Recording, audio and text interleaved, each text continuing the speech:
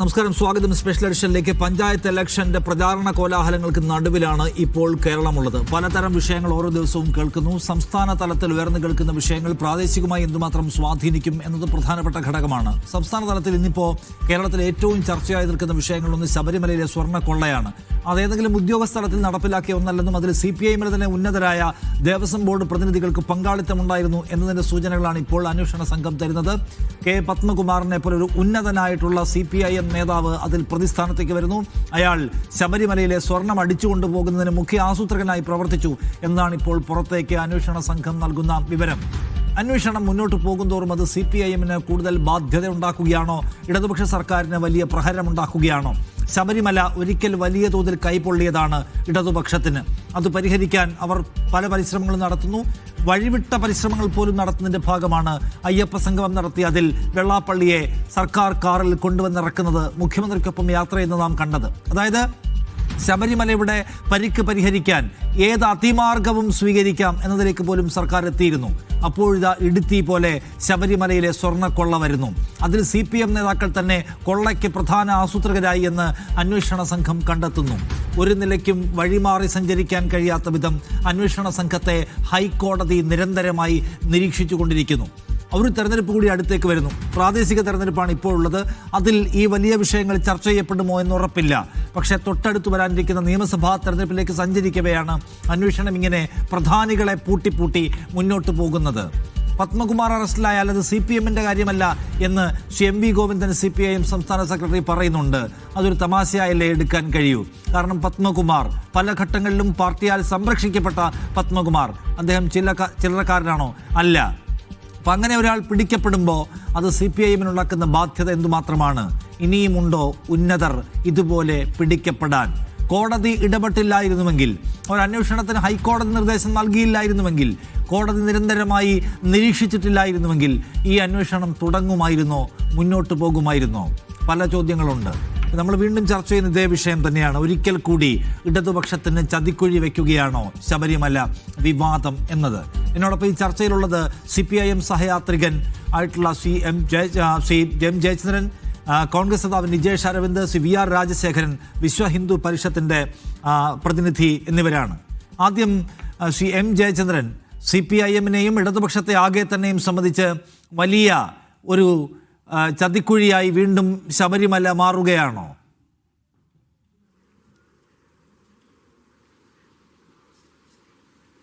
Hello, കേൾക്കാമല്ലോ? Yes. Hello, ഇത് CPMന് ചതുക്കുഴിയായി മാറേണ്ട ഏതെങ്കിലും ഒരു പ്രശ്നമായി ഈ ശബരിമലയിലെ ഈ പ്രശ്നം ഇതുവരെ മാറിയിട്ടില്ല എന്നാണ് ഞാൻ വിശ്വസിക്കുന്നത്. കാരണം ആ തരത്തിൽ പിന്നെ അന്വേഷണത്തിന് ഒരു സംഘത്തെ രൂപീകരിച്ചു. അന്വേഷണത്തിനുള്ള സംഘത്തെ നിർദ്ദേശിക്കണം എന്ന് ഹൈക്കോടതി ദേവസ്വം സ്പെഷ്യൽ ബെഞ്ച് ആവശ്യപ്പെട്ടത് ആഭ്യന്തര വകുപ്പിനോടാണ്, സംസ്ഥാന സർക്കാരിനോടാണ്. അവർ പിന്നെ ബന്ധപ്പെട്ട ഉദ്യോഗസ്ഥർ പാനൽ കൊടുത്തു.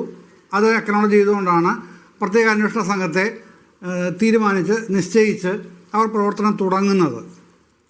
നിരവധി അറസ്റ്റുകൾ ഇതിനകം നടത്തി കഴിഞ്ഞിട്ടുണ്ടല്ലോ. അത് നമ്മൾ അതിലേക്ക് ചർച്ച ചെയ്ത് പോകേണ്ട കാര്യമില്ല. കാര്യം ഒരുപാട് ചർച്ച ചെയ്തിട്ടുള്ളതായതുകൊണ്ട് അന്വേഷണം ശരിയായ ദിശയിലാണ് നടക്കുന്നതെന്ന് ഹൈക്കോടതി തന്നെ 2 ഇടക്കാല ഉത്തരവിലും ഇവർ SIT സമർപ്പിച്ച 2 ഇടക്കാല റിപ്പോർട്ടുകളുടെ വിധി പരിശോധിച്ചതിന് ശേഷം നടത്തിയ ഉത്തരവുകളിൽ ഹൈക്കോടതി പറയുന്നുമുണ്ട് ശരിയായ ദിശയിലാണ് അന്വേഷണം നടക്കുന്നത് എന്നുള്ള കാര്യം.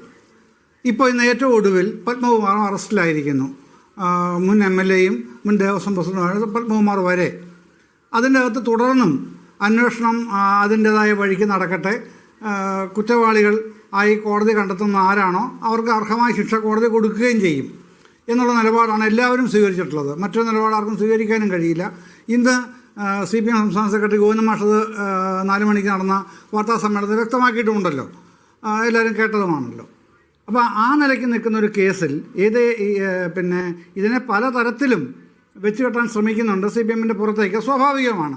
രാഷ്ട്രീയമായി നോക്കുമ്പോൾ ഒരവസരം കിട്ടിയാൽ പിന്നെ അത് അങ്ങനെ തന്നെ ചെയ്യുകയും ചെയ്യും. അതിലൊന്നും ജനാധിപത്യത്തിൽ ആർക്കും പിന്നെ തെറ്റ് പറയാൻ കഴിയില്ല. അതിൻ്റെ ശരിതെറ്റുകളെക്കുറിച്ചല്ല ഞാൻ പറയാൻ ഉദ്ദേശിക്കുന്നതും. അത് കോടതി നിശ്ചയിക്കട്ടെ. ഇപ്പോൾ ഗോവിന്ദമാഷ് പറഞ്ഞല്ലോ, പിന്നെ ഇദ്ദേഹം പത്മകുമാർ കുറ്റാരോപിതൻ മാത്രമാണ് ഇപ്പോൾ. അതുകൊണ്ട് പിന്നെ ആ പ്രൊസീജിയറിന് ബാക്കി കാര്യങ്ങൾ വരികയാണല്ലോ. ചാർജ് ഷീറ്റൊക്കെ കോടതിയിൽ സമർപ്പിക്കാൻ പോകുന്നതേ ഉള്ളൂ. ചാർജ് ഷീറ്റ് സമർപ്പിച്ച് പിന്നാണല്ലോ ട്രയലൊക്കെ ആരംഭിക്കുന്നതും പിന്നീട് വിചാരണയിലേക്ക് ഈ വിധിയിലേക്ക് വരുന്നതൊക്കെ അങ്ങനെയാണല്ലോ. ആ സമയത്താണ് ശിക്ഷ ഉണ്ടോ, ആർക്കൊക്കെയാണ് ശിക്ഷ, എന്തൊക്കെയാണെന്നുള്ളത് നമുക്ക് അപ്പോഴേ അറിയാൻ കഴിയൂ. അതാണ് നിലപാട്. പക്ഷേ നിഷാദ്, എനിക്ക് ചോദിക്കാനുള്ള ഒരു കാര്യമുണ്ട് ഈ ചർച്ചയിൽ, താങ്കളുടെ ചോദ്യത്തിൻ്റെ അനുബന്ധമായി തന്നെ. ഈ പിന്നെ നമ്മൾ ഇയാളുടെ ഉണ്ണികൃഷ്ണൻ പോറ്റിയുടെ റിമാൻഡ് റിപ്പോർട്ട് നമ്മുടെ എല്ലാവരുടെയും ഉള്ളതാണല്ലോ. ആ റിമാൻഡ് റിപ്പോർട്ട് തുടങ്ങുന്നത് തന്നെ 17/10 തോന്നുന്നു. അതെ, 17/10 ഈ റിമാൻഡ് റിപ്പോർട്ട് പിന്നെ കൊടുത്തേക്കുന്നത്. ശബരിമല ശ്രീകോവിലിലെ ദ്വാരപാലക ശില്പങ്ങളിൽ പൊതിഞ്ഞിട്ടുള്ള സുമാർ 2 കിലോ തൂക്കം വരുന്ന സ്വർണം ചതി ചെയ്ത് വിശ്വാസവഞ്ചന ചെയ്ത് എടുത്ത് 1 മുതൽ 10 വരെയുള്ള പ്രതികൾക്ക് അന്യായ ലാഭവും തിരുവിതാംകൂർ ദേവസ്വം ബോർഡ് അന്യായ നഷ്ടവും ഉണ്ടാകണമെന്ന ഉദ്ദേശത്തോടും ലക്ഷ്യത്തോടും കൂടി എന്ന് പറഞ്ഞാണ് ആ റിമാൻഡ് റിപ്പോർട്ട് തുടങ്ങുന്നത് തന്നെ. അതിലെവിടെയും അല്ലെങ്കിൽ പിന്നീടുണ്ടായിട്ടുള്ള റിമാൻഡ് റിപ്പോർട്ടുകളിലെവിടെയും ഒന്നും പറയാത്തൊരു കാര്യം മാധ്യമങ്ങൾ നിരന്തരമായി പറഞ്ഞുകൊണ്ടിരിക്കുന്നതും അതിനെ തുടർന്ന് പിന്നെ മറ്റു പലരും ഇപ്പോൾ ചാനലുകൾ ചർച്ചയിൽ പങ്കെടുക്കുന്ന പലരും ആവർത്തിച്ച് പറയുന്ന ഒരു കാര്യമുണ്ട്. അതിതാണ്, ഈ പിന്നെ ശബരിമലയിൽ സ്വർണ്ണപ്പാളികൾ ചെമ്പ് തകടിൽ പൊതിഞ്ഞ സ്വർണ്ണ പാളികളാണല്ലോ, അല്ലെങ്കിൽ ഈ എന്താണത് നമ്മൾ പറയുന്നത്, വിജയമല്യ പൊതിഞ്ഞ ചെമ്പ് പാളികൾ, സ്വർണം പൊതിഞ്ഞ ചെമ്പ് പാളികൾ എന്നാണല്ലോ പറയുന്നത്. പക്ഷേ അതാണ് ഏറ്റവും നിർണായകമായ പ്രശ്നമായി എല്ലാ ചർച്ചകളിലും എടുത്തു കാണിക്കുന്നത്. അതാണ് അവിടുത്തെ കൊള്ള, തട്ടിപ്പ് എന്ന് പറയുന്നത്. പക്ഷേ എൻ്റെ ഒരു സംശയം ഇത്രയേ ഉള്ളൂ, ഞാനിതിവിടെ ചോദിക്കുകയാണ്. താങ്കളുടെ ചോദ്യത്തിന് മറുപടിയായി എൻ്റെ പ്രതികരണം അതാണ്. ഈ റിമാൻഡ് റിപ്പോർട്ടിൽ എവിടെയെങ്കിലും ഉണ്ണികൃഷ്ണൻ പോറ്റി അടക്കമുള്ള ഇപ്പോൾ റിമാൻഡ് ചെയ്യപ്പെട്ടിട്ടുള്ള പ്രതികളടക്കമുള്ള ആരെങ്കിലും SITയോടോ പോലീസിനോടോ പറഞ്ഞിട്ടുള്ളതായി SITയോ പോലീസോ എവിടെയെങ്കിലും റിപ്പോർട്ട് ചെയ്തിട്ടുണ്ടോ? ഈ പിന്നെ തങ്ങൾ കൊണ്ടുപോയത് സ്വർണം പൊതിഞ്ഞ ചെമ്പുപാളികളല്ല എന്നും തങ്ങൾ കൊണ്ടുപോയത് സ്വർണം ഇല്ലാത്ത ചെമ്പുപാളികൾ മാത്രമാണ് എന്നുള്ള വാദം ഈ ഉണ്ണികൃഷ്ണൻ പോറ്റി അടക്കമുള്ള ഏതെങ്കിലും, ഇപ്പം 6 പേരാണല്ലോ ഉള്ളത്, അത്രയും പേര് എവിടെയെങ്കിലും പറഞ്ഞിട്ടുണ്ടോ? ഇതാണ് എനിക്കുള്ള ഒരു സംശയം. ഞാനൊരു സംശയം ഉന്നയിക്കുകയാണ്. ഇപ്പോൾ മറ്റ് പാനലിസ്റ്റുകളുണ്ടല്ലോ, അവരതിന് മറുപടി പറയുമായിരിക്കും, അല്ലെങ്കിൽ താങ്കളതിന് മറുപടി പറയുമായിരിക്കും എന്നും ഞാൻ കരുതുന്നു. പക്ഷേ അങ്ങനെ പറയാത്തൊരു കാര്യം, അവർ ഈ റിമാൻഡ് റിപ്പോർട്ടിൽ SITയോ റിമാൻഡ് റിപ്പോർട്ടിൽ പോലീസോ പിന്നീട് SITയോ പറഞ്ഞിട്ടില്ലാത്ത ഒരു വിഷയം, അതാണ് പ്രധാനപ്പെട്ട ആരോപണമായി ഉന്നയിക്കപ്പെടുന്ന എല്ലാ ദിവസവും മാധ്യമങ്ങൾ മാറിയും മറിഞ്ഞും ഉന്നയിക്കുന്നത് അതുതന്നെയാണ്. സ്വർണം പൊതിഞ്ഞ ചെമ്പുപാളികൾ, അതിൽ പിന്നെ സ്വർണം എന്നുള്ളത് മാറ്റി ചെമ്പുപാളികൾ മാത്രമാക്കിയതിന് ഉത്തരവാദി ആരാണ്? ആദ്യം പറഞ്ഞു കിങ് പിൻ എന്ന് പറയുന്ന ആരാണ്? അത് കണ്ടെത്തി പിന്നെ ഉണ്ണികൃഷ്ണൻ പോറ്റിയാണ്. അടുത്ത അറസ്റ്റ് വന്നപ്പോൾ അത് മാറ്റി, അദ്ദേഹം കിങ് പിൻ മാറി. പിന്നീടത് മുരാരി ബാബുവായി, പിന്നീടത് വാസുവായി. ഏറ്റവും ഒടുവിൽ വന്നപ്പോൾ ഇപ്പോൾ മുഖ്യ സൂത്രധാരകൻ കിങ് പിൻ എന്ന് പറയുന്നത് ഇന്ന് നിലനിൽക്കുന്നത് പത്മകുമാറാണ്. അപ്പോൾ ഓരോ സമയത്തും ഓരോരുത്തരെ അറസ്റ്റ് ചെയ്യുമ്പോൾ അവരെല്ലാം മുഖ്യ സൂത്രധാരന്മാരായിട്ട് മാറുന്നത് ഈ ഒരു അടിസ്ഥാനത്തിലുമാണ്. ഇവരെല്ലാം സ്വർണം പൊതിഞ്ഞ ചെമ്പുപാളികൾ മാത്രമാക്കി മാറ്റിയത്രേ. ഇതാണ് വാദഗതി. പക്ഷേ ഞാൻ പറയുന്നത് ഇങ്ങനൊരു വാദം നമ്മൾ അവിടെ എവിടെയും കാണുന്നില്ല ഇവർ പറഞ്ഞിട്ടുള്ളതായിട്ട്. ഇവിടെ ഈ ഉണ്ണികൃഷ്ണൻ പോറ്റിയുടെ റിമാൻഡ് റിപ്പോർട്ടിൽ തന്നെ പറയുന്നുണ്ട്, അങ്ങനെ മാറ്റിയത് തന്നെ ശ്രമം നടത്തിയെന്നുള്ള പറയുന്നുണ്ട്. പക്ഷേ ഇവർ പറഞ്ഞതായിട്ട് ഈ പ്രതികളടക്കം, ഉണ്ണികൃഷ്ണൻ പോറ്റി അടക്കമുള്ള പ്രതികൾ, റിമാൻഡിൽ കഴിയുന്നവർ തങ്ങൾ കൊണ്ടുപോയിട്ടുള്ളത് ചെമ്പുപാളി മാത്രമാണ് എന്ന് പറഞ്ഞതായിട്ട് പോലീസോ SITയോ എവിടെയും പറഞ്ഞിട്ടില്ല. ഇതാണ് ഞാൻ ചോദിക്കുന്നത്. അങ്ങനെ അവർ പറയാത്തൊരു കാര്യം പറഞ്ഞു എന്ന് പറഞ്ഞ് ആക്രമിക്കപ്പെടുന്നത് എന്തുകൊണ്ടാണ്? അത് ചെയ്തിട്ടുണ്ടെങ്കിൽ പിന്നെ ബാക്കി കാര്യങ്ങൾ കോടതിക്ക് നോക്കാൻ അറിയാമല്ലോ, SITക്ക് നോക്കാൻ അറിയാമല്ലോ, പോലീസിന് നോക്കാൻ അറിയാമല്ലോ. അതിനാണല്ലോ ഈ നീതിന്യായ സംവിധാനങ്ങളൊക്കെ നിലനിൽക്കുന്നതും പ്രവർത്തിക്കുന്നതും അങ്ങനെ തന്നെയാണല്ലോ. താങ്കളുടെ ഒരു അഭിപ്രായം എന്താണ്? CPIM ഇങ്ങനെ ഒരു സാങ്കേതികവാദം പോലും ഇല്ലെന്നാണ് ഞാൻ മനസ്സിലാക്കുന്നത്. പക്ഷേ താങ്കൾക്ക് പൂർണ്ണമായും CPIM ഓൺ ചെയ്യേണ്ട കാര്യമില്ല. CPIM ഈ അന്വേഷണത്തെക്കുറിച്ച് ഒരു പരാതിയില്ല, LDFന് പരാതിയില്ല, സർക്കാരിന് പരാതിയില്ല, ദേവസ്വം ബോർഡിന് പരാതിയില്ല. ഈ അന്വേഷണം പോവട്ടെ, ആരായാലും അറസ്റ്റിലാവട്ടെ എന്ന നിലപാടാണ് അവരുള്ളത്. അല്ലാതെ ഇപ്പോൾ TP ചന്ദ്രശേഖരൻ കേസിൽ പോലും CPMന് ക്വസ്റ്റ്യൻസ് ഉണ്ടായിരുന്നു. ഈ കേസിൽ അവർക്ക് ഒരു ക്വസ്റ്റ്യനും ഇല്ല എന്നത് പ്രത്യേകം കാണേണ്ട കാര്യമാണ്. ആകെയുള്ളത് കുറ്റാരോപിതൻ മാത്രമെന്ന വാചകത്തിൽ അവർ അവസാനിപ്പിച്ചു. പക്ഷേ താങ്കൾക്ക് കൂടുതൽ ക്വസ്റ്റ്യൻസ് ചോദിക്കാം, കാരണം താങ്കൾ അങ്ങനെ ഒരു CPIMന്റെ പൂർണ്ണ ഭാഗമായിട്ട് സംസാരിക്കുന്ന ആൾ കൂടിയല്ലല്ലോ.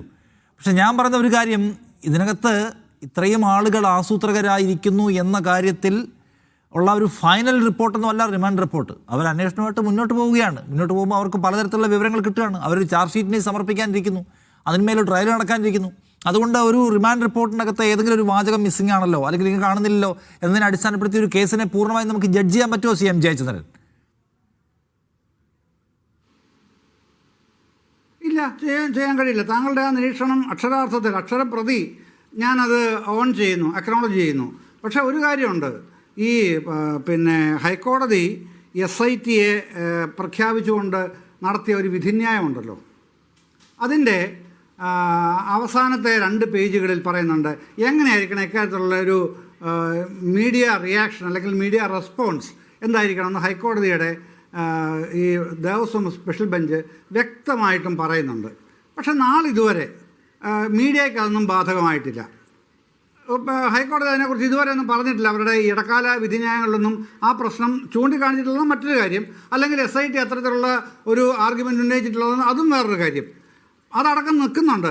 ഇപ്പോൾ ഈ ഇത് CPIMൻ്റെ ആൾക്കാർ ഞാനീ പറഞ്ഞ ആർഗ്യുമെൻ്റ് ഉണ്ടോ ഇല്ലയോ എന്നൊക്കെ താങ്കൾ ചോദിച്ചു. ഇല്ല എന്നുള്ളത് താങ്കൾ തന്നെ പറയുകയും ചെയ്തു. ഇല്ല എന്ന് എനിക്കും അറിയാം.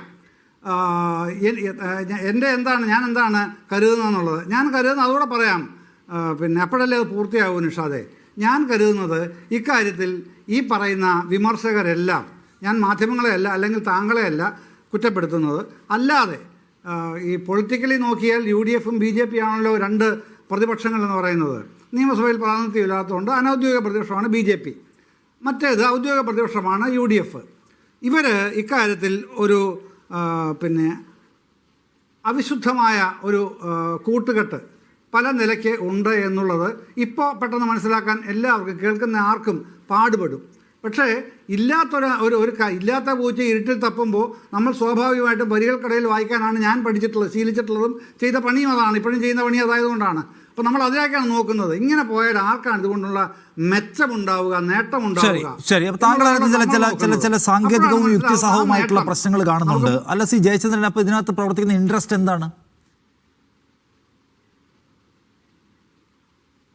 ഏതാണ് ഞാൻ ചോദിക്കുന്നത്? താങ്കൾ പറയുന്നു ഇതിൽ തന്നെ സാങ്കേതിക കൃത്യതയില്ലാത്ത അന്വേഷണമാണ് മുന്നോട്ട് പോയിക്കൊണ്ടിരിക്കുന്നത് എന്നാണ് താങ്കൾ ഉന്നയിക്കുന്ന ഒരു സംശയം എന്നാണ് ഞാൻ മനസ്സിലാക്കുന്നത്. അപ്പോൾ അങ്ങനെ സാങ്കേതിക കൃത്യതയില്ലാത്ത ഒരു അന്വേഷണം, ആ അന്വേഷണത്തിൽ ആദ്യം പോറ്റി ആസൂത്രകൻ, പിന്നെ മുരാരി ആസൂത്രകൻ, പിന്നെ വാസു ആസൂത്രകൻ, പിന്നെ ഇപ്പോൾ പത്മകുമാർ ആസൂത്രകൻ, നാളെ വേറെ ആസൂത്രകൻ്റെ പേര് പറയുമെന്നറിയില്ല. അങ്ങനെ സാങ്കേതിക കൃത്യതയില്ലാത്ത ഒരു അന്വേഷണം പ്രത്യേക താല്പര്യത്തിലൂടെ പ്രത്യേക വഴിയെ സഞ്ചരിക്കുന്നു എന്ന് പറയുന്നു താങ്കളെന്ന് ഞാൻ വിചാരിക്കട്ടെ. അങ്ങനെയാണെങ്കിൽ ആ അന്വേഷണത്തിന് താല്പര്യം എന്താണ്? അങ്ങനെയല്ല, സാങ്കേതിക കൃത്യതയുടെ പ്രശ്നമല്ല സർ ഞാനതിനകത്ത് പറയുന്നത്. ഇന്നലെ നമ്മുടെ സുപ്രീം കോടതി പ്രയോഗിച്ചൊരു പദമുണ്ടല്ലോ, ആ കാര്യങ്ങൾ വിശദീകരിക്കുമ്പോൾ വ്യാഖ്യാനിക്കാൻ ഉപയോഗിച്ചൊരു പ്രത്യേക പദം, ജുഡീഷ്യാലിറ്റി. അതുമായി ചേർത്താണ് ഞാനത് വായിക്കാൻ ശ്രമിക്കുന്നത്. ഈ സാങ്കേതിക കൃത്യത ഇല്ലായ്മയല്ല. സാങ്കേതിക കൃത്യത പോലീസിനുണ്ട്, SITക്കുണ്ട്, ഹൈക്കോടതിക്കുമുണ്ട്. പക്ഷേ ഈ ഇല്ലാത്ത പൂച്ച ഇരുട്ടിൽ തപ്പുക ഞാൻ പറഞ്ഞത് യഥാർത്ഥത്തിൽ നിലനിൽക്കാത്ത അല്ലെങ്കിൽ അടിസ്ഥാനപരമായി നിയമപരമാവാത്തൊരു വാദം ഉന്നയിച്ചുകൊണ്ട് അതാണ് മുഖ്യ പ്രശ്നം എന്ന് വ്യാപകമായി പ്രചാരണം അഴിച്ചുവിടുക, അതിൽ നിന്ന് കിട്ടാവുന്ന മാക്സിമം പൊളിറ്റിക്കൽ മൈലേജിന് വേണ്ടി മാത്രം ശ്രമിക്കുക. പത്മകുമാറിനെ SIT അറസ്റ്റ് ചെയ്തിട്ടുള്ളത്? അതാണല്ലോ മൗലികമായ ചോദ്യം. ഏതാ? അല്ല, അത് ഹൈക്കോടതി പറഞ്ഞിട്ടുണ്ട്. ഇത് അഡ്മിനിസ്ട്രേറ്റീവ് ലാപ്സ് അല്ല, ഇതിൽ ക്രിമിനൽ കോൺസ്പിറസി ഉണ്ട്. ആ ക്രിമിനൽ കോൺസ്പിറസി നിങ്ങൾ കണ്ടെത്തുമെന്നാണ് SITയോട് പറഞ്ഞിട്ടുള്ളത്. ഇദ്ദേഹത്തെ അറസ്റ്റ് ചെയ്തിട്ടുള്ളത്. അതിലൊന്നും തർക്കിക്കേണ്ട കാര്യമില്ല. ഏതാണ്? അതല്ലേ അവർ നടത്തിക്കൊണ്ടിരിക്കുന്നത്. ഈ ക്രിമിനൽ കോൺസ്പിറസിയുള്ള പൊളിറ്റിക്കൽ ലീഡർഷിപ്പ് ഉണ്ടെങ്കിൽ അവരെ പിടിക്കണം എന്ന് പറഞ്ഞ ഹൈക്കോടതി നിർദ്ദേശം നടപ്പിലാക്കുന്നതല്ലേ നമ്മളെ അന്വേഷണത്തിൽ ഇപ്പോൾ കണ്ടുകൊണ്ടിരിക്കുന്നത് ചോദിക്കാൻ? അല്ല, അവിടെയാണ് നിഷാദ് ഞാൻ പറയുന്നത്. ഇതിൻ്റെ അകത്ത് മറന്നു നിൽക്കുന്ന ചില ശക്തികളുണ്ട്. ഇപ്പോൾ ദൈവതുല്യം എന്നൊക്കെ ഇദ്ദേഹം പറഞ്ഞെന്ന് പറയുന്നുണ്ടല്ലോ. ദൈവതുല്യം എന്ത് AK സെൻ്ററിലിരിക്കുന്ന ആൾക്കാരെയാണ് പറഞ്ഞതെന്ന് ചാനൽ ചർച്ചകളൊക്കെ കുറച്ച് മുമ്പ് ഞാൻ കേട്ടു, ഇന്ന് പകലുമൊക്കെ കേട്ടു. ദൈവതുല്യം എന്ന് AK സെൻ്ററിലിരിക്കുന്ന ആൾക്കാരെ പറയാൻ സാധ്യതയില്ല, സെക്രട്ടേറിയറ്റിലിരിക്കുന്ന ആൾക്കാരെയും പറയാൻ സാധ്യതയില്ല. പക്ഷേ അങ്ങനെ പറയപ്പെടുന്ന, അങ്ങനെ ആ പദം തന്നെ പ്രയോഗിക്കുന്ന ശബരിമലയുമായി നിത്യബന്ധമുള്ള അല്ലെങ്കിൽ ഈ ആചാര വിശേഷങ്ങളുമായി നിരന്തര ബന്ധമുള്ള ചില ആൾക്കാരുണ്ട്. ദൈവതുല്യം എന്ന് തന്നെ പറയപ്പെടുന്നവരുണ്ട്. അവരിലേക്ക് അന്വേഷണം ഇതുവരെ പോയിട്ടില്ല. ആ അന്വേഷണം വരികയും ചെയ്യും എന്നുള്ളതാണ് ഞാൻ മനസ്സിലാക്കുന്നത്. അതിൻ്റെയാണ് ഒരു എന്താണ് ഇൻഡെഫിനിറ്റ് ആയിട്ടുള്ള ഒരു ഡിഫൻസ് വരികയാണ്. ഇൻഡെഫിനിറ്റാണ് ഡിഫൻസ്. എത്ര കാലം കൊണ്ടുപോകാൻ കഴിയുക ഡിഫൻസിലെന്നുള്ളത് നമുക്കിപ്പോൾ അറിഞ്ഞുകൂടാ. എന്നാലും അത്തരത്തിലുള്ള ഇൻഡെഫിനിറ്റ് ഡിഫൻസ് വരുന്നുണ്ട്. ദൈവതുല്യം എന്ന് പറയുന്നവർ AK സെൻറ്ററിലിരിക്കുന്നവർ അല്ലെങ്കിൽ സെക്രട്ടേറിയറ്റിലിരിക്കുന്നവരെന്ന് പറയുകയും വാസ്തവത്തിൽ അങ്ങനെ അല്ലാത്തവരെയാണ് ഇദ്ദേഹം ഉദ്ദേശിച്ചതെന്നുള്ളത് പറയുന്നവർ കേൾക്കുന്നവർക്കറിയാം, പെട്ടെന്ന് മനസ്സിലാവുന്നുണ്ട്. ഇപ്പോൾ പലരും അവിടെ ഇവിടെയൊക്കെ ആയിട്ട് പറയുന്നുണ്ട് മറ്റു ചിലരുടെയൊക്കെ പേരുകൾ, അവിടുമായി നിരന്തര ബന്ധമുള്ള ആൾക്കാരുടെ പേരുകൾ. പക്ഷേ കൃത്യമായി ചർച്ചകളിലേക്ക്, ചാനൽ ചർച്ചകളിലേക്ക്, മീഡിയ റൂമുകളിലേക്ക് അത് വന്നിട്ടുമില്ല. അതുതന്നെയാണ് ഞാനും മനസ്സിലാക്കുന്നത്. തന്നെയാണ് അതാണ് യഥാർത്ഥ പ്രശ്നം. അങ്ങോട്ടാണ് അത് പോകാൻ പോകുന്നതെന്നും ഞാൻ മനസ്സിലാക്കുന്നുണ്ട്. ശരി, സുനിജേഷ് അരവിന്ദ്, ഇതിനകത്ത് അന്വേഷണം നടക്കട്ടെ, ആരും പിടിക്കപ്പെടട്ടെ എന്ന ഒരു തുറന്ന സമീപനം CPM സ്വീകരിച്ചിട്ടുണ്ട് എന്നതുകൊണ്ട് ഇതിൻ്റെ ചെളി CPMൻ്റെ മേലെ വരില്ല എന്നവരുടെ ആത്മവിശ്വാസം എത്രത്തോളം ശരിയാണ്? നിഷാദെ, CPM ഇപ്പോൾ പെടാപ്പാട് വിടുന്നത് ഇത് ബ്രേക്ക് ദ ചെയിനിന് വേണ്ടിയിട്ടാണ്. ഈ ചെയിൻ എവിടെയെങ്കിലും ഒന്ന് പൊട്ടിക്കണം. അത് പൊട്ടിക്കാൻ വേണ്ടിയിട്ടാണ് പത്മകുമാറിനെ ഓൺ ചെയ്യുന്നത്. പത്മകുമാർ എന്തെങ്കിലും നാളെ വിളിച്ചു പറഞ്ഞാൽ കുടുങ്ങാൻ പോകുന്നത് കടകംപള്ളിയാണ്. അപ്പോൾ കടകംപള്ളി കുടുങ്ങാതിരിക്കണമെങ്കിൽ പത്മകുമാറിനെ ഒരു പരിധിവരെ സംരക്ഷിക്കണം. ആ സംരക്ഷണമാണ് ഇന്ന് ഗോവിന്ദ മാഷ് പത്രസമ്മേളനത്തിൽ കണ്ടത്. ഇപ്പം ജയചന്ദ്രൻ്റെ വാക്കുകളിലും കണ്ടത്. നമ്മൾക്കറിയാം, ഇതിൻ്റെ ഓരോ ഘട്ടത്തിലും ശബരിമലയിലെ സ്വർണ്ണക്കൊള്ള പുറത്തു വന്ന ദിവസം മുതൽ CPIMൻ്റെ നേതാക്കന്മാർ, ഭരണപക്ഷത്തെ നേതാക്കന്മാർ പറഞ്ഞുകൊണ്ടിരിക്കുന്നതിനെ ഒന്ന് 1 by 1 ആയിക്കൊണ്ട് പരിശോധിച്ചാൽ നമുക്ക് മനസ്സിലാകുന്ന കാര്യമേ ഉള്ളൂ. ഇതാദ്യം കൊള്ള വന്നപ്പോൾ അങ്ങനെ വന്നിട്ടേ ഇല്ല, അങ്ങനെ ഒരു പരിപാടിയേ ഇല്ല എന്ന് പറഞ്ഞവരാണ് CPIM.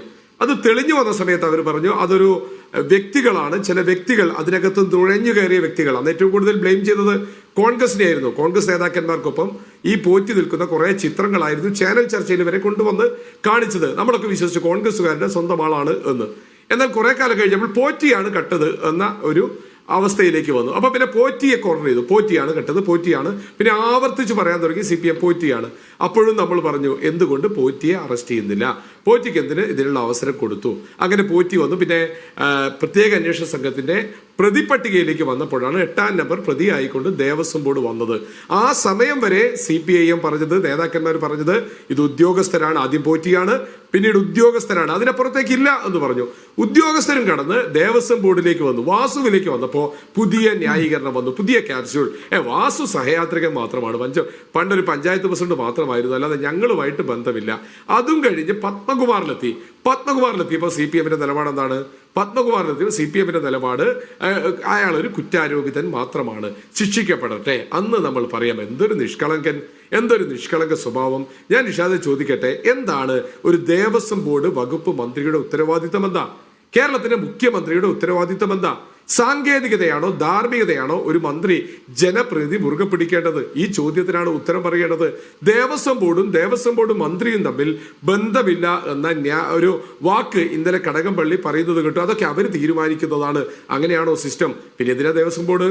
എന്തിനാ ദേവസ്വം ബോർഡ് വകുപ്പ് മന്ത്രി? എന്തിനാ ദേവസ്വം വകുപ്പ് മന്ത്രിയാണ്, അല്ലെങ്കിൽ ദേവസ്വം വകുപ്പാണ് മുഖ്യമന്ത്രി ഉൾപ്പെടെയുള്ള ആളുകളാണ് പൊളിറ്റിക്കലായ നിയമനത്തിന്റെ ഭാഗമായിക്കൊണ്ട് ദേവസ്വം ബോർഡിനെ നിശ്ചയിച്ചത് എങ്കിൽ, അടിവരയിട്ട് പറയുന്നു, പൊളിറ്റിക്കലായ ആളുകളെ അതിനകത്ത് വെച്ചിട്ടുള്ളത് എങ്കിൽ അവരുടെ രാഷ്ട്രീയ തീരുമാനം നടപ്പിലാക്കാൻ വേണ്ടിയിട്ടാണ്.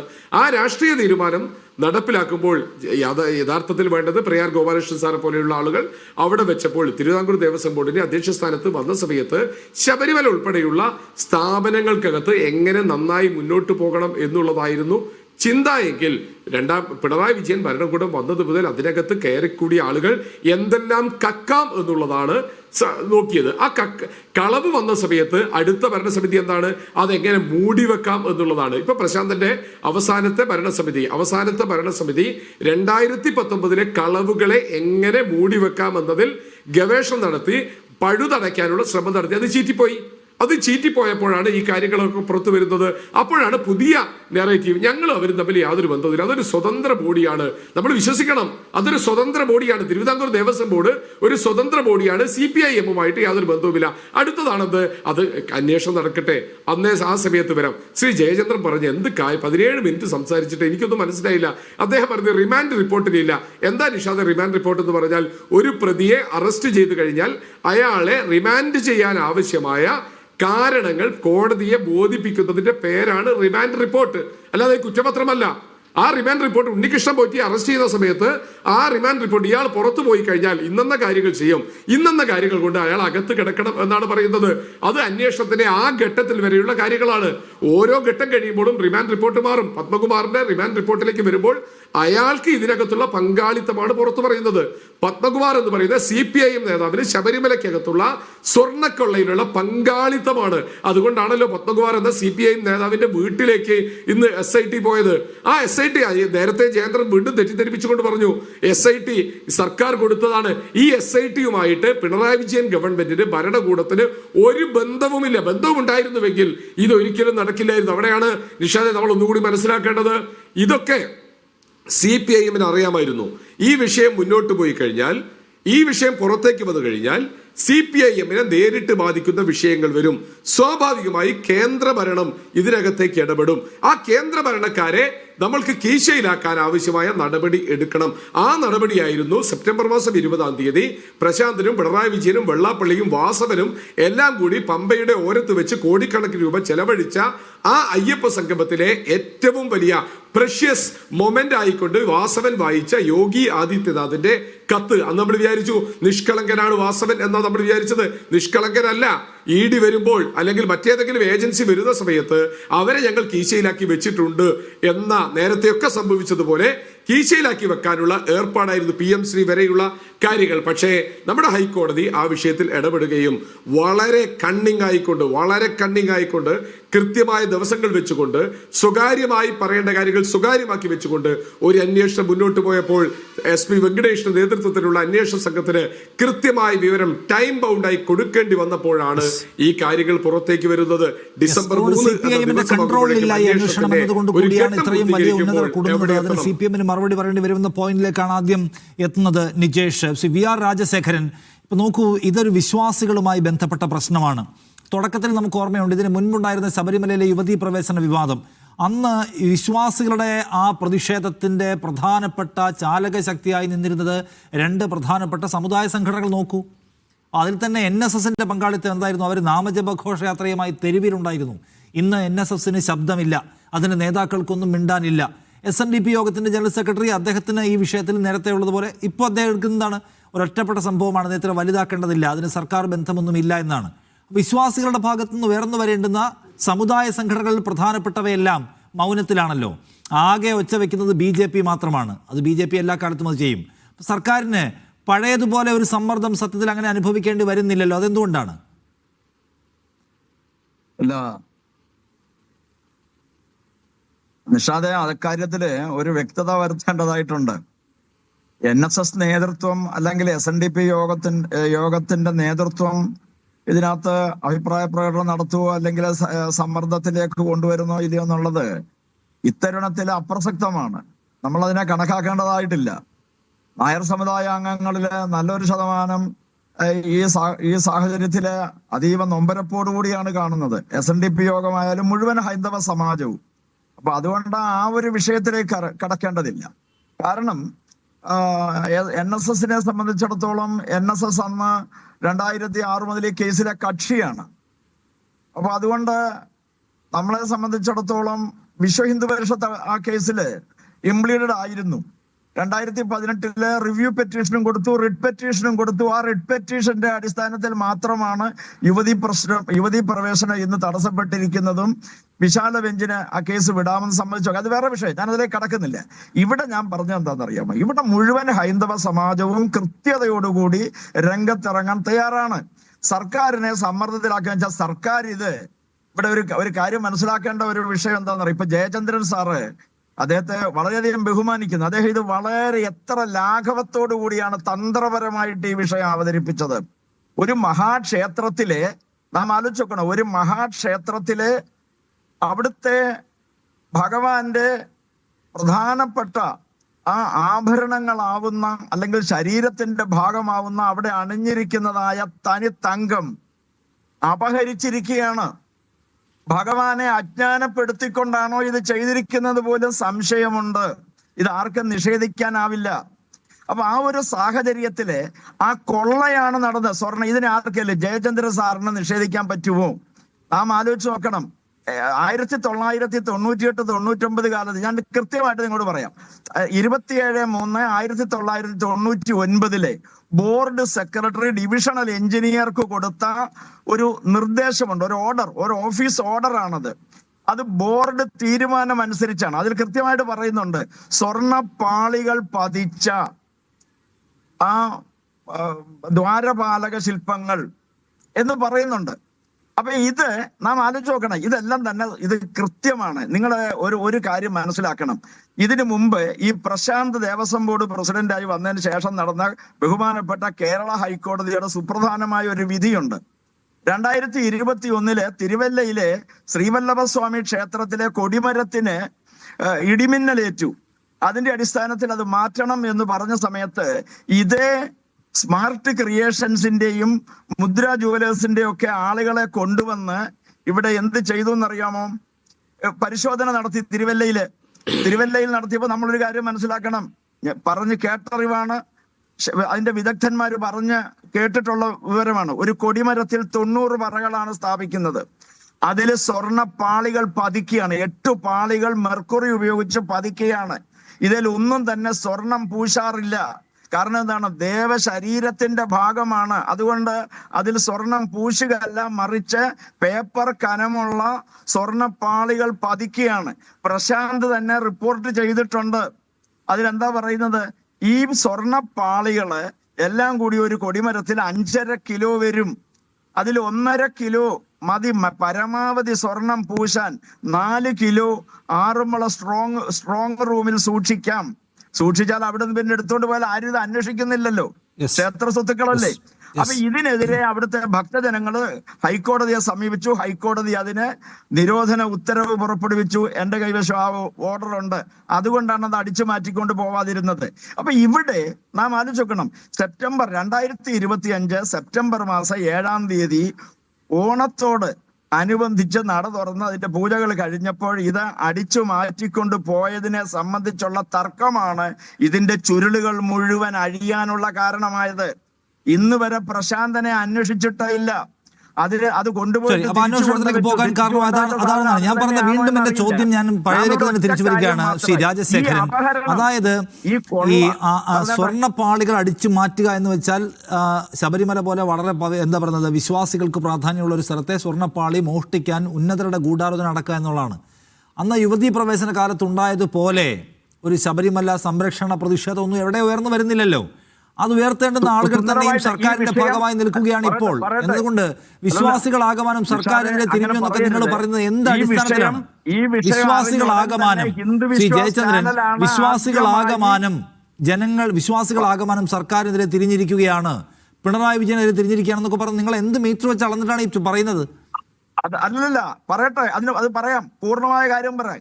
കൃത്യമായിട്ട് വിശ്വ ഹിന്ദു പരിഷത്തിന്റെ നേതൃത്വത്തില് ആറന്മുള തിരുവാഭരണം കമ്മീഷണറുടെ മുമ്പാകെ ആ ഓഫീസിന് മുൻപിൽ വലിയ ഒരു ജനസഞ്ചയം പങ്കെടുത്തുകൊണ്ടുള്ള ഒരു പ്രതിഷേധ യോഗം നടന്നു. അതിനുശേഷം നേരെ കേരള ഹൈക്കോടതിയില് ഇതിന് കേരള പോലീസ് അന്വേഷിച്ചാൽ ഇത് ആ അന്വേഷണം എങ്ങും എത്തുകയില്ല, ആ അന്വേഷണത്തിൽ വിശ്വാസമില്ല എന്ന് പറഞ്ഞുകൊണ്ട് കൃത്യമായിട്ട് ദേശീയ അന്വേഷണ ഏജൻസിയുടെ അന്വേഷണം കൃത്യമായി വേണം എന്ന് വിശ്വ ഹിന്ദു പരിഷത്ത് സമരം നടത്തി. പക്ഷേ വിശ്വ ഹിന്ദു പരിഷത്ത് NSSനേക്കാളോ SNDP-യേക്കാളോ വലിയ സംഘടനയുമല്ല. NSSനോളം SNDP-യോളം തന്നെ നിങ്ങൾക്ക് ആ നിലയ്ക്കുള്ള ഗ്രിപ്പുമില്ല. അതൊരു വസ്തുതയാണല്ലോ. ഞാൻ ചോദിക്കുന്നത് എന്തുകൊണ്ടാണ് മുൻകാലത്ത് സമരരംഗത്തുണ്ടായിരുന്ന ഈ സംഘടനകളൊക്കെ ഇപ്പൊ നിശബ്ദമായിരിക്കുന്നതിന്റെ കാരണം എന്താണ്? അത് അവരോട് ചോദിക്കണം. NSSന്റെ ജനറൽ സെക്രട്ടറി ശ്രീമാൻ സുകുമാരൻ നായർ സാർ അവരോട് ചോദിക്കണം, നിങ്ങൾ എന്താണ് അനങ്ങാതിരിക്കുന്നത്? ബഹുമാനപ്പെട്ട വെള്ളാപ്പള്ളി നടേശനോട് ചോദിക്കണം. എനിക്കൊരു കാര്യം പറയണ്ടേ, ഇത് മുമ്പിൽ കണ്ടുകൊണ്ടാണ്, ഇത് പിടിക്കപ്പെട്ടു എന്ന് കണ്ടുകൊണ്ടാണ് അവരൊക്കെ എന്ത് ചെയ്തതെന്നറിയാമോ?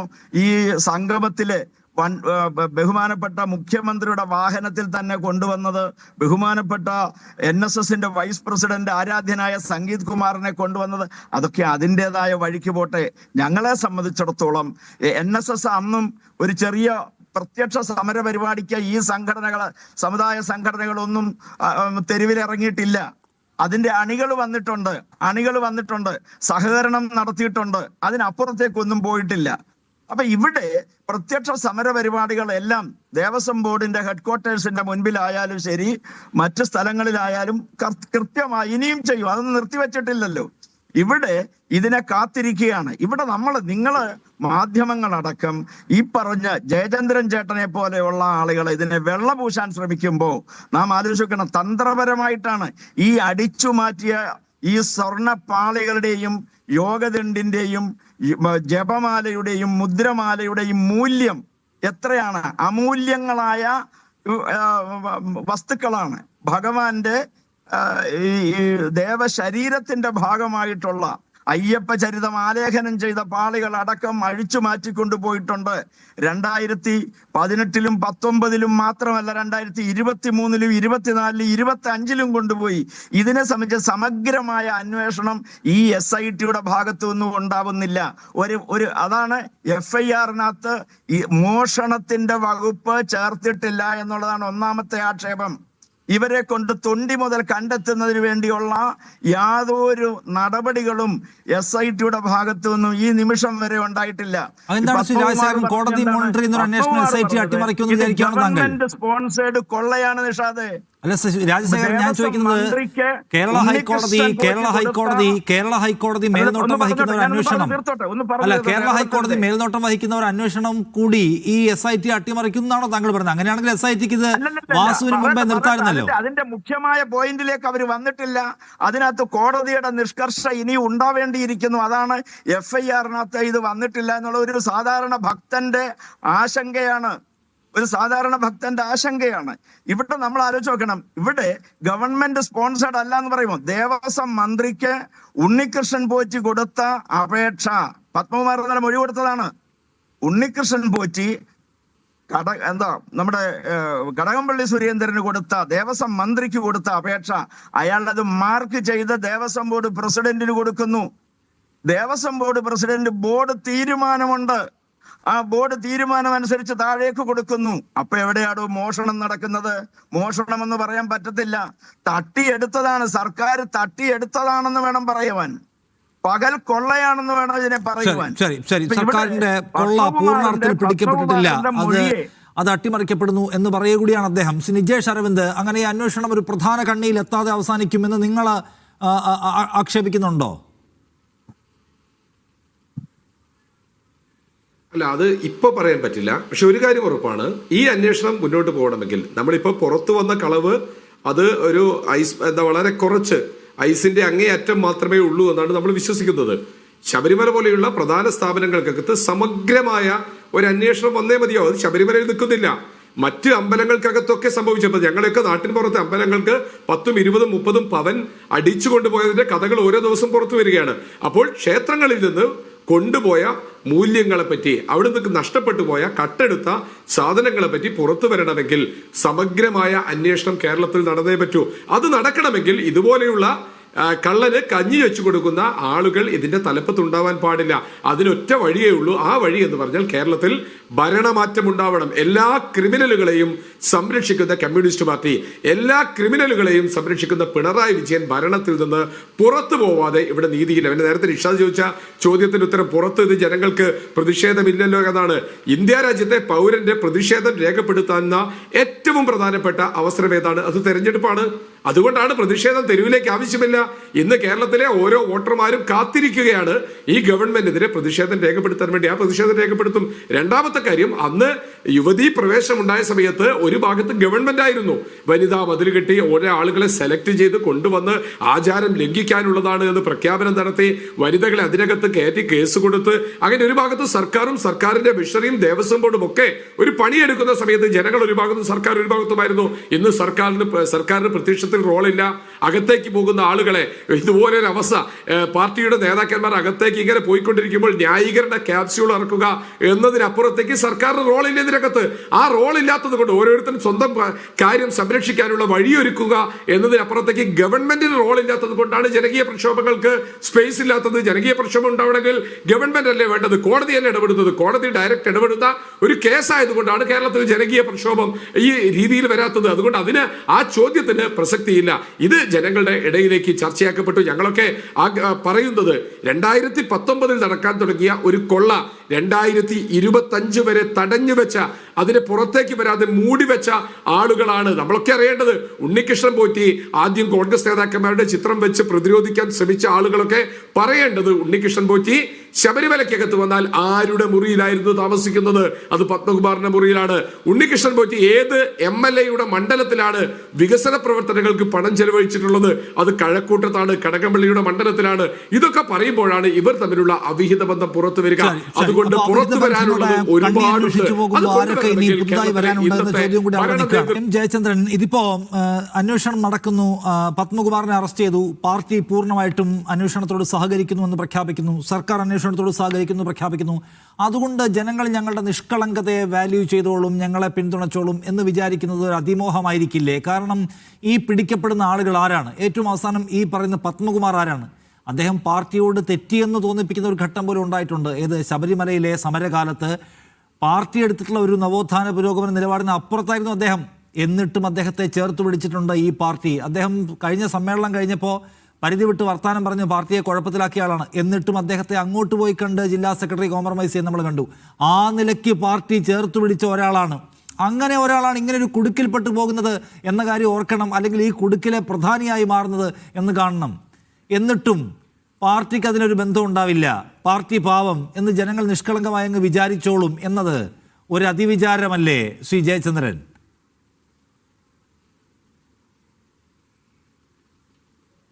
അതെ, അത് താങ്കളുടെ ആ ചോദ്യം സംഗതമാണ്. പക്ഷേ മറ്റു ചില കാര്യങ്ങളോട് അതിനോട് പ്രതികരിച്ചുകൊണ്ട് പറയേണ്ടതുണ്ട് നിഷാദ്. കാരണം ഇപ്പോൾ പ്രിയപ്പെട്ട രാജശേഖരനും നിജേഷും ഒക്കെ പറഞ്ഞല്ലോ, ചില കാര്യങ്ങൾ പറഞ്ഞല്ലോ, അതിനുകൂടെ പ്രതികരിക്കേണ്ടതുണ്ടല്ലോ. ഞാനൊരു കാര്യം അങ്ങോട്ട് ചോദിക്കുകയാണ്. ശബരിമല ഉൾപ്പെടെ ഇന്ത്യയിലെ മഹാക്ഷേത്രങ്ങൾ മാത്രം എന്ന് ഞാൻ അടിവരയിടുന്നു. ശബരിമല ഉൾപ്പെടെ ഇന്ത്യയിലെ മഹാക്ഷേത്രങ്ങളിൽ എത്ര കിലോ അല്ലെങ്കിൽ എത്ര ടൺ സ്വർണമുണ്ട്, അല്ലെങ്കിൽ അമൂല്യങ്ങളായ രത്നങ്ങളും മറ്റുമുണ്ട് എന്നൊരു കണക്ക് ശബരിമല ഉൾപ്പെടെ ഇന്ത്യയിലെ ഏതെങ്കിലും മഹാക്ഷേത്രങ്ങളിൽ ഒരു രജിസ്റ്റർ ഉണ്ടോ? എൻ്റെ ഒരു ചോദ്യമാണ്. ഒന്ന് മറുപടി പറഞ്ഞാൽ കൊള്ളാം. അറിയാവുന്നവർ, ഈ ചർച്ചയിലുള്ളവർ. എൻ്റെ അറിവിൽപ്പെട്ടിടത്തോളം ഇല്ല. അതേസമയം നെറ്റ്വർക്ക് പറയുന്നുണ്ട്. ഉദാഹരണത്തിന് തിരുവനന്തപുരം ഉണ്ട്. അതിനൊന്നും മറുപടി പറയാൻ അനുവദിക്കണം. ശരി, അവരവരുടെ സമയത്തിൽ പറയാന്നുള്ളതാണ്. ഞാനൊന്ന് പറഞ്ഞോട്ടെ. ശ്രീ എം ജയചന്ദ്രൻ, തിരുവനന്തപുരത്തെ ശ്രീപത്മനാഭസ്വാമി ക്ഷേത്രത്തിലെ സ്വർണത്തിന് കണക്കുണ്ടാവില്ല. കാരണം അത് നമ്മുടെ കണക്കെടുപ്പ് കാലത്തിന് മുമ്പേ വെച്ച് പോയ സ്വർണ്ണമാണ്. ബാക്കി ഇപ്പോൾ എല്ലായിടത്തേതും ഉണ്ടാവില്ലേ? അവിടെ കാഴ്ചവെക്കുന്ന സ്വർണം, പൂശുന്ന സ്വർണം, ചുറ്റുന്ന സ്വർണം, ഇതിനൊക്കെ കണക്കുണ്ടാവില്ലേ? ഞാൻ പറയട്ടെ സാർ. പറയാം സാർ. അതായത് ശ്രീപത്മനാഭസ്വാമി ക്ഷേത്രത്തിൽ നെറ്റ്വർത്ത് 1.5 ലക്ഷം കോടി രൂപയാണ്. തിരുപ്പതി തിരുമല ദേവസ്ഥാനം 2.5 ലക്ഷം കോടി രൂപയാണ് നെറ്റ്വർത്ത്. ശബരിമലയിൽ ഒരു ആകെയുള്ള ഒരു ഇൻവെൻട്രി എന്ന് പറഞ്ഞാൽ വിജയമല്യയുടെ ഫിനാൻസ് മാനേജർ കൊടുത്തൊരു ഇൻവെൻട്രിയാണ് ഉള്ളത് 99-ൽ. പക്ഷേ ഇപ്പോൾ ഹൈക്കോടതി ജസ്റ്റിസ് KT ശങ്കരനോട് അതിനൊരു കണക്കെടുക്കാൻ പറഞ്ഞിട്ടുണ്ട്. അദ്ദേഹം അവിടെ 2 ദിവസം വന്ന് കണക്കെടുത്ത് പോലും നമുക്കെല്ലാം അറിയുന്നതുമാണല്ലോ. ഇപ്പോഴാണ് തുടങ്ങിയിട്ടുള്ളത്. അപ്പോൾ സ്ട്രോങ് റൂം ഉൾപ്പെടെയുള്ള കണക്കുകൾ അദ്ദേഹം എടുത്ത് കഴിയുകയും ചെയ്തിട്ടുണ്ടെന്നാണ് ഞാൻ മനസ്സിലാക്കുന്നത്. അപ്പോൾ കൃത്യമായി അങ്ങനെ കണക്ക് സൂക്ഷിക്കാത്തതിന് ആരെങ്കിലും കുറ്റം പറയുകയല്ല ഞാൻ ചെയ്യുന്നത്. ഇപ്പോൾ ഇതെല്ലാം പിണറായി വിജയൻ്റെ തലയിൽ വെച്ചിട്ടാണുള്ള വ്യഗ്രതയുടെ പേരിലാണ് ഞാൻ ഇത്രയെങ്കിലും ഒന്ന് പറഞ്ഞത്. പിന്നെ മറ്റൊന്ന്, ഈ നിയമത്തിൽ തന്നെ അടിസ്ഥാനപരമായ ഒരു പ്രമാണമുണ്ടല്ലോ നിഷാദേ, ignorance of law is not an excuse എന്നാണല്ലോ പറയുന്നത്. ഇപ്പോൾ ഇവിടെ നിജേഷ് ചോദിക്കുകയാണ്, അദ്ദേഹത്തിന് അജ്ഞതയൊന്നും ഞാൻ പറയില്ല കേട്ടോ, ഞാൻ നിയമത്തിൻ്റെ അടിസ്ഥാന പ്രമാണം ഒന്ന് ചൂണ്ടിക്കാണിക്കുന്നുള്ളേ ഉള്ളൂ. അദ്ദേഹം പറയുകയാണ് സർക്കാരാണ് ഈ SIT-യിലേക്ക് ഹൈക്കോടതി വെച്ചവരെ നിർദ്ദേശിച്ചതെന്ന് ഞാൻ പറഞ്ഞത് നുണയാണ്, വസ്തുതാവിരുദ്ധമാണ്. പിന്നെ എങ്ങനെയായിരുന്നു ഇവർ ഈ ദേവസ്വം സ്പെഷ്യൽ ബെഞ്ച് അങ്ങ് വെറുതെ അങ്ങ് തീരുമാനിച്ച് അവരുടെ മനസ്സിൽ തോന്നിയ പേരുകൾ അങ്ങ് എടുക്കുകയായിരുന്നോ? അങ്ങനെയൊന്നും അല്ല നിജേഷേ. ജസ്റ്റ് ഒന്ന് അന്വേഷിച്ചാൽ മതിയല്ലോ. ഇതൊക്കെ താങ്കളെ പോലുള്ള ഒരാൾക്ക് അന്വേഷിക്കാനായിട്ട് എന്തെങ്കിലും പ്രയാസമോ പാടോ ഉണ്ടോ? ഒന്നുകിൽ രജിസ്ട്രിയിൽ ചോദിക്കുക ഹൈക്കോടതിയുടെ, ഇല്ലെങ്കിൽ നിങ്ങളുടെ എത്രയോ അഭിഭാഷകർ അവിടെ ഉണ്ട്, കോൺഗ്രസുമായിട്ട് ബന്ധപ്പെട്ട് നിൽക്കുന്നവർ, ലീഡേഴ്സ് തന്നെ ഉണ്ടല്ലോ. എന്തിനാ പ്രതിപക്ഷ നേതാവ് പോലും പ്രാക്ടീസിങ് ലോയർ ആയിരുന്നല്ലോ അവിടുത്തെ ഒരു കാലത്ത്. അദ്ദേഹം വഴി അന്വേഷിച്ചാൽ കിട്ടുമല്ലോ. എങ്ങനെയാണ് ഈ SIT-യിലേക്ക് ഈ പേരുകളിലേക്ക് എത്തുന്നത് ഹൈക്കോടതി എന്നുള്ളത്? എന്നിട്ട് അന്വേഷിച്ചിട്ട് ഇങ്ങനെയൊക്കെ ഈ ഔട്ട്റൈറ്റ് ആയിട്ട് പറയാവൂ ഇത്തരം കാര്യങ്ങളൊക്കെ ഒരു ചർച്ചയിൽ വന്നിരുന്ന എന്ന് ഞാൻ സ്നേഹപൂർവ്വം ഒന്ന് താങ്കളെ ഓർമ്മിപ്പിക്കുന്നത് മാത്രമേ ഉള്ളൂ. പിന്നെ മറ്റൊന്ന്, പ്രിയപ്പെട്ട രാജശേഖരൻ പറഞ്ഞത് ഞാൻ പല കാര്യങ്ങളിൽ ലാഘവത്തോടെ പറയുന്നു എന്നുള്ളത്. എന്താണ് ലാഘവത്വം ഇതിൻ്റെ അകത്ത്? എന്നെ സംബന്ധിച്ചോളം ലാഘവം ആയിട്ടല്ല ഇത്തരം കാര്യങ്ങളൊന്നും എടുക്കുന്നത്. താങ്കൾ ചോദിച്ച ഒരു ചോദ്യം വളരെ പ്രസക്തമാണ്. എന്താണെന്നറിയാമോ? അവിടെ മോഷണം നടന്നിട്ടുണ്ടോ ഇല്ലയോ എന്നുള്ളത്. നിശ്ചയമായും മോഷണം നടന്നിട്ടുണ്ട്. അത് സംബന്ധിച്ചുള്ള വകുപ്പുകൾ എന്തുകൊണ്ട് വരുന്നില്ല എന്നുള്ള താങ്കളുടെ ചോദ്യവും ഏറ്റവും പ്രസക്തമാണ്. പക്ഷേ ആ വകുപ്പുകൾ വരുന്നത് എപ്പോഴാണെന്നറിയാമോ? ചാർജ് ഷീറ്റിലാണ്. ഈ റിമാൻഡ് റിപ്പോർട്ടിലല്ല അത് വരുന്നത്. ആ ചാർജ് ഷീറ്റിൽ ആ വകുപ്പുകൾ ഉൾപ്പെടെ വരും, തെഫ്റ്റിൻ്റെ വകുപ്പുകൾ ഉൾപ്പെടെ വരുമെന്നേ. പഴയ നിയമത്തിലും പുതിയ ഈ ഭാരതീയ ന്യായ സംഹിതയിലെയും വകുപ്പുകൾ ചാർജ് ഷീറ്റ് വരിക തന്നെ ചെയ്യും. അതിനൊന്നും തർക്കമേ വേണ്ട. പിന്നെ മറ്റൊരു കാര്യം, ഡിജേഷ് തന്നെ ചൂണ്ടിക്കാണിച്ച ഈ ദേവസ്വം മന്ത്രിയുടെയും ദേവസ്വം ബോർഡിൻ്റെയും അധികാര പരിധികളുടെ പ്രശ്നം സംബന്ധിച്ച് നിജേഷെ ഒരു കാര്യം മനസ്സിലാക്കിയാൽ മതി. ഈ റവന്യൂ സെക്രട്ടറി തന്നെയാണല്ലോ ദേവസ്വം സെക്രട്ടറിയും, രാജമാണിക്ക IAS. അദ്ദേഹം ഈയിടെ ഒരു റിപ്പോർട്ട് കൊടുത്തിരുന്നു. ഇപ്പോൾ ഏതാണ്ട് ഒരു 3 ആഴ്ച കഴിഞ്ഞിട്ടുണ്ട്. ദേവസ്വം ബോർഡിനെ നിയമിക്കാനുള്ള അധികാരം സർക്കാരിനുണ്ട്. പക്ഷേ നിയമിച്ചു കഴിഞ്ഞാൽ അവരെ പിരിച്ചുവിടാനോ ഒന്നും സർക്കാരിന് അധികാരമില്ല. രാജിവെക്കണമെന്ന് പറയാൻ പോലുമുള്ള അധികാരമില്ല. രാജിവെച്ച് പോകാൻ സൗകര്യമുണ്ടെങ്കിൽ പോകാമെന്നുള്ളതേ ഉള്ളൂ. അതാണ് അത്രയും പരിമിതമാണ് ആ കാര്യത്തിൽ, നിയമത്തിൻ്റെ കാര്യത്തിൽ. അത് ഇൻഡയറക്റ്റായിട്ട് നിൽക്കുകയാണ് ദേവസ്വം ബോർഡിൻ്റെയും സർക്കാരിൻ്റെയും ഇടയ്ക്കുള്ളൊരു വേലി എന്ന് പറയുന്നത്. അതെങ്ങനെയാണ് മറികടക്കാൻ കഴിയുക, അല്ലെങ്കിൽ ഭേദഗതികൾ കാലാനുസൃതമായി എങ്ങനെയാണ് വേണ്ടത് എന്നുള്ളതാണ് പിന്നെ ദേവസ്വം സെക്രട്ടറിയോട് ഗവൺമെൻറ് റിപ്പോർട്ട് തേടിയത്. രാജമാണിക്യം ആ റിപ്പോർട്ട് തയ്യാറാക്കി അതിന് ഡ്രാഫ്റ്റ് മുഖ്യമന്ത്രിക്ക് സമർപ്പിച്ചിരിക്കുകയാണ്. ഇപ്പോൾ 3 ആഴ്ച കഴിഞ്ഞു. ഇനി അത് ഇലക്ഷൻ കഴിഞ്ഞിട്ടൊക്കെ, പഞ്ചായത്ത് ഇലക്ഷൻ കഴിഞ്ഞിട്ട് അതിൻ്റെ ബാക്കി നടപടികളിലേക്ക് കടക്കുമെന്നാണ് മനസ്സിലാക്കുന്നത്. ഏതായാലും അത് വരുന്നത് ഇത്തരം ഒരു പിന്നെ വിഭജനം കൃത്യമായി നിലനിൽക്കുന്നുണ്ടെന്നും ആ വിഭജനം നിലനിൽക്കുന്ന കാലത്തോളം അത് എപ്പോഴാണ് തുടങ്ങുന്നത്? അത് പിന്നെ ഞാൻ വീണ്ടും ആ ചോദ്യത്തിലേക്ക് തിരിച്ചു പോകണം. എം ജയചന്ദ്രൻ, ഇവിടെ ഈ ശബരിമല എന്ന് പറഞ്ഞാൽ സൗത്തിലെ തന്നെ അല്ലെങ്കിൽ ഇന്ത്യയിലെ തന്നെ ഏറ്റവും പ്രധാനപ്പെട്ട ഹിന്ദു തീർത്ഥാടന കേന്ദ്രങ്ങളിൽ ഒന്നാണ്. അതിൻ്റെ കസ്റ്റോഡിയൻ എന്ന് വെച്ചാൽ ദേവസ്വം ബോർഡ്, പിന്നെ സർക്കാർ സംവിധാനങ്ങളാണല്ലോ. അവിടെ നിരന്തരമായി ഈ നിലയ്ക്കുള്ള തട്ടിപ്പ് നടന്നുകൊണ്ടിരിക്കുന്നു. ആ തട്ടിപ്പിൽ സർക്കാർ തന്നെ നിയമിച്ച രാഷ്ട്രീയ ഉന്നതർ പ്രധാന പങ്കാളികളായി മാറുന്നു. അവ അങ്ങനെ അനുസ്യൂതം തുടർന്നുകൊണ്ടേയിരിക്കുന്നു. അത് കണ്ടുപിടിക്കാനൊരു മെക്കാനിസം ഇല്ല, തടയാനുള്ള മെക്കാനിസം ഇല്ല, ഒന്നുമില്ല. ഒരു ഘട്ടത്തിൽ ഹൈക്കോടതിക്ക് ഒരു സംശയം തോന്നുകയാണ്. ഹൈക്കോടതി ഒരു ഇൻവെസ്റ്റിഗേഷൻ ഇനീഷ്യേറ്റ് ചെയ്യുന്നു. ആ അന്വേഷണത്തിന് ഹൈക്കോടതി തന്നെ എന്ത് സംവിധാനം വേണമെന്ന് നിഷ്കർഷിക്കുന്നു, നേതൃത്വം കൊടുക്കുന്നു, നിരീക്ഷണം ഏർപ്പെടുത്തുന്നു. അങ്ങനെ ഇവർ പിടിക്കപ്പെടുന്നു. അപ്പോൾ ജനം എന്താണ് വിചാരിക്കുക? ഏൽപ്പിച്ചവർ അത് മര്യാദയ്ക്ക് നോക്കുന്നില്ല. കോടതി ഇടപെട്ടിട്ടില്ലായിരുന്നുവെങ്കിൽ ഇപ്പോഴും തുടർന്നേനെ നിർബാധം ഈ തട്ടിപ്പുകൾ. ഏത് ഉന്നതർ നേതൃത്വം കൊടുക്കുന്ന തട്ടിപ്പ്. അതുകൊണ്ട് ഈ സർക്കാരിന്മേൽ സൂക്ഷിക്കാൻ ഏൽപ്പിച്ചവർ മുതൽ നന്നായി നോക്കാത്തവർ എന്നവർ അവിശ്വാസത്തിന്റെ കരട് വീണില്ലേ സി ജയചന്ദ്രൻ? അല്ല, താങ്കൾ പറഞ്ഞതിൽ ഒരു വലിയ ഒന്നിലേറെ തെറ്റിദ്ധാരണാജനകമായ ചില ആർഗ്യുമെൻറ്റ്സ് വരുന്നുണ്ട് നിഷാദ്. അത് ഞാൻ പറയാം. ഒന്നാമത്തെ പ്രശ്നം, പിന്നെ ശബരിമല അൺഓഡിറ്റഡ് ആയിട്ടുള്ള ഒരു സ്ഥാപനമല്ല. ലോക്കൽ ഫണ്ട് ഓഡിറ്റ് നടത്തുന്ന ഒരു സ്ഥാപനമാണത്. പക്ഷേ അത് അത്രത്തോളം മതിയോ എന്നുള്ള അങ്ങനെ ചോദ്യമാണ് താങ്കൾ ഉന്നയിച്ചിരുന്നെങ്കിൽ ഞാൻ അതിനോട് യോജിക്കുമായിരുന്നു. നിശ്ചയമായും അവിടെ അങ്ങനത്തെ ഒരു സംവിധാനമുണ്ട്. അത് പിണറായി വിജയൻ സർക്കാർ ഏർപ്പെടുത്തിയതല്ല. വർഷങ്ങളായി തുടർന്നു വരുന്ന ഏത് ഭരണമാണോ സംസ്ഥാനത്ത് സർക്കാർ ഇടയ്ക്കിടയ്ക്ക് പോയി കണക്ക് നോക്കണമായിരുന്നു. സർക്കാർ തന്നെ വിശ്വാസത്തോടെ നിയോഗിക്കുന്ന രാഷ്ട്രീയക്കാരാണ് അതിന്റെ തലപ്പത്തുള്ളത്. അവർ അവിടുത്തെ തട്ടിപ്പ് തടയാൻ ബാധ്യതപ്പെട്ടവരാണ്. അവർ ചെമ്പുപാളി, സ്വർണ്ണപ്പാളി, ചെമ്പുപാളി എന്ന് എഴുതാൻ പാടില്ലാത്തവരാണ്. അവരെന്ത് ചെയ്യാണ്? സ്വർണ്ണപ്പാളി ചെമ്പുപാളിയാണെന്ന് രേഖപ്പെടുത്താൻ സഹായിച്ചു എന്ന് ആ ഗൂഢാലോചനയ്ക്ക് നേതൃത്വം കൊടുക്കുന്നതാണല്ലോ ഇപ്പോൾ ഉള്ളത്. അല്ലാതെ പിണറായി വിജയനെ നേരിട്ട് പോയി ശബരിമല നോക്കാൻ കഴിയില്ല. അവിടെ നോക്കാൻ പിണറായി വിജയൻ ഏൽപ്പിച്ചിരിക്കുന്ന ആളുകൾ ആ പണിയെടുക്കുന്നില്ല എന്ന് മാത്രമല്ല തട്ടിപ്പിന്റെ കൂട്ടാളികളുമായി മാറുകയാണ്. എന്ന് വെച്ചാൽ ഈ ടോട്ടൽ സിസ്റ്റത്തോടുള്ള അവിശ്വാസം രൂപപ്പെടില്ല എന്നാണ് എൻ്റെ ക്വസ്റ്റ്യൻ. അല്ലാതെ ഒരു ഓഡിറ്റ് സംവിധാനത്തിന്റെ സാങ്കേതികത അല്ല എൻ്റെ ക്വസ്റ്റ്യൻ. അത് ശരിയാണ്.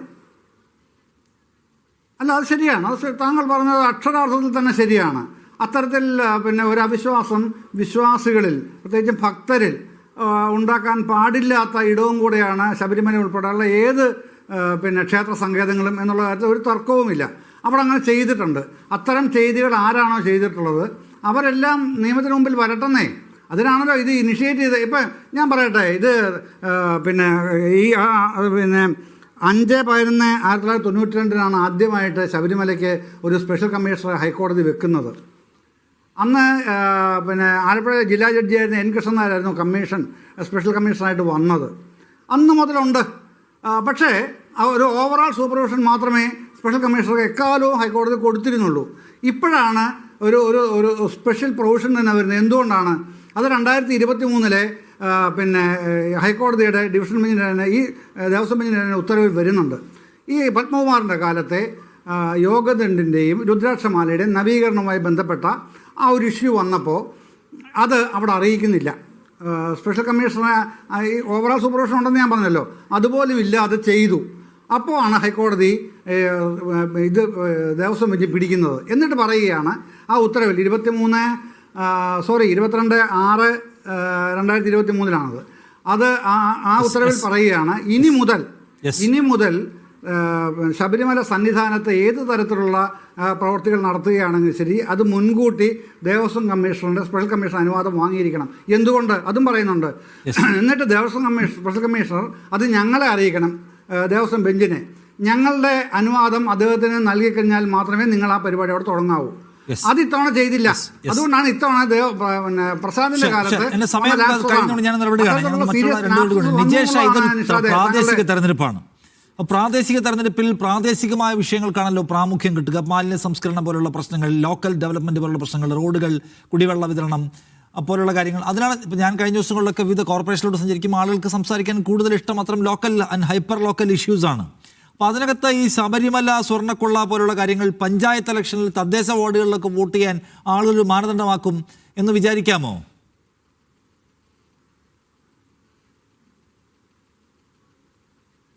നിജേഷ്. തീർച്ചയായിട്ടും ശബരിമല എന്ന് പറയുന്നത് കേവലം ഒരു അമ്പലം, എന്താ പറയുക, ഒരു തിരുവിതാംകൂർ ദേവസ്വം ബോർഡിന്റെ കീഴിൽ ഒരു അമ്പലമല്ല. നിഷാദ്, ഒന്ന് തിരുവനന്തപുരം മുതൽ കാസർഗോഡ് വരെ സഞ്ചരിക്കുക, ഹൈവേയിലൂടെ സഞ്ചരിക്കുക, നിങ്ങൾക്ക് കാണാം നടന്നു പോകുന്ന അയ്യപ്പ ഭക്തരെ. നിങ്ങൾ ഏത് നാട്ടിലേക്ക് പോയി കഴിഞ്ഞാൽ അവിടെ കാണാം വെജിറ്റേറിയൻ ഹോട്ടലുകളെ. എവിടെ പോയാലും നിങ്ങൾക്ക് കാണാം കറുപ്പ് വിൽക്കുന്ന സ്ഥലങ്ങൾ, കറുപ്പുടുത്ത ആളുകളെ. ഇത് കേരളത്തിലെ ഏതൊരു അങ്ങാടിയിലും കൊച്ചു അങ്ങാടിയിലെയും ഏറ്റവും പ്രധാനപ്പെട്ട ചർച്ചകളിലൊന്ന് ശബരിമലയാണ്. രണ്ട് കാര്യങ്ങൾ ശബരിമലയെ പറ്റി ചർച്ച ചെയ്യുന്നു. ഒന്ന്, ശബരിമലയിലെ മോഷണം.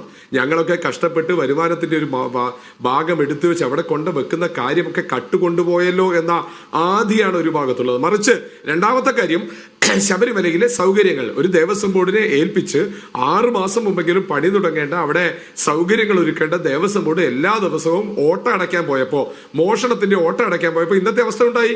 8, 10, 12 മണിക്കൂർ കാത്തിരിക്കുന്നു, ആളുകൾ തിരിച്ചു പോകുന്നു. ഇതും സാധാരണക്കാരന്റെ മനസ്സിൽ, പ്രത്യേകിച്ചും ഈ വൃശ്ചിക മാസത്ത് സാധാരണക്കാരന്റെ മനസ്സിലെ ഏറ്റവും വലിയ പ്രശ്നമാണ്. ഒരു സംശയവുമില്ല, കേരളത്തിന്റെ എല്ലാ ഗ്രാമങ്ങൾക്കകത്തുള്ള ഏറ്റവും പ്രധാനപ്പെട്ട 2 വിഷയങ്ങളിൽ ഒന്ന് ശബരിമലയാണ്, 2 SIR ആണ്. 2 SIR ആണ്. അതോടൊപ്പം തന്നെ നാട്ടിൻപുറത്തെ മിക്ക അമ്പലങ്ങളിലും മോഷണം നടന്നതിന്റെ കഥകളാണ് നാട്ടിൻപുറത്തുള്ളത്. എൻ്റെ നാട്ടിലൊക്കെ ഉണ്ട്, അവിടെയുള്ള പ്രാദേശിക സമരങ്ങളുണ്ട്.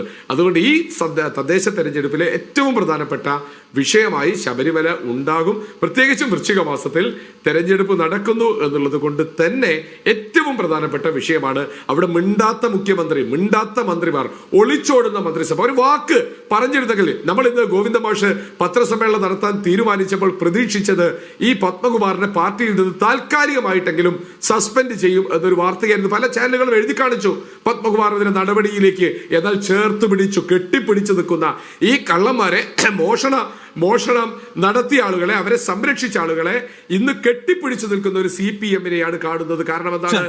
അതിനേക്കാൾ ലോക്കൽ ബോഡി ഇലക്ഷനിലും ഒരു പ്രധാനപ്പെട്ട വിഷയമായിട്ട് ശബരിമല ഉയർന്നു നിൽക്കാൻ പോവുകയാണെന്നാണ് രാജശേഖരൻ. അതിനകത്ത് ഇപ്പോൾ പത്മകുമാറിലേക്ക് അന്വേഷണം എത്തിയിരിക്കുന്നു, അവിടെ കൊണ്ട് അവസാനിച്ചു എന്ന് കരുതുക.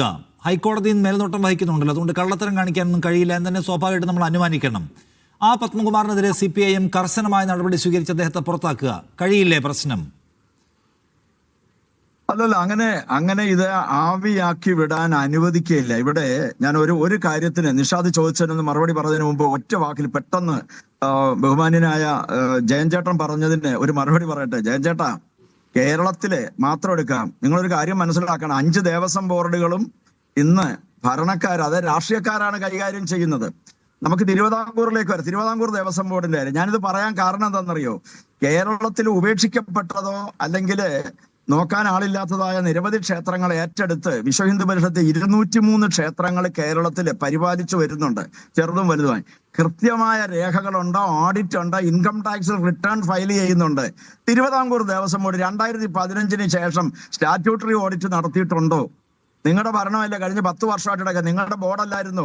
പ്രയാർ ഗോപാലകൃഷ്ണനെ ഇറക്കി വിട്ടിട്ട്, ഞാൻ രാഷ്ട്രീയം പറയല്ല, ഇറക്കിവിട്ട് ബോധപൂർവം നിയമ ഭേദഗതി വരുത്തിക്കൊണ്ട് പ്രയാർ ഗോപാലകൃഷ്ണനെ ഇറക്കി വിട്ടിട്ടാണല്ലോ ഈ പരിപാടിയെല്ലാം കാണിച്ചത്.